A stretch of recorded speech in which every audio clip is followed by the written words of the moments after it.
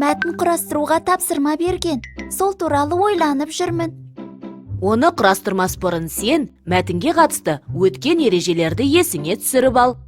Жарайды, білетінімнің бәрін айтып шығайын. Мысалы, қ деген дыбыс, онымен ешқандай ойды жеткізе алмаймыз. Қыс десек, бұл сөз. Дыбысқа қарағанда мағынасы бар. Бірақ жеке сөзбен де айтқың келген ойды жеткізу қиын. Қыс келді десек, сөйлем болады. Ой аяқталған болса да, біз онымен байланысты көп нәрсе біле алмаймыз.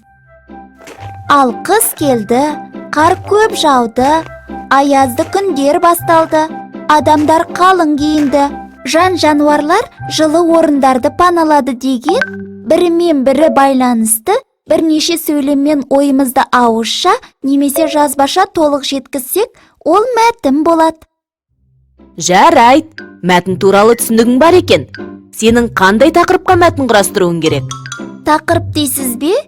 Иә, мәтінде не туралы айтылатынын көрсететін сөз мәтіннің тақырыбы болады. Яғни тақырып деген мәтіннің атауы. Қасиет құрметті. Уыз дегеніміз, бұл төлдеген малдың алғашқы сүті. Төлдеген мал болғанда бізде түйеменен жылқының уызынан тағам жасамаймыз. Оны өзінің төл ішу керек болады. Себебі жылқы жүкке, адамды көтергенде жүкке уызы жармаған төл болмасын деген ниетпенен.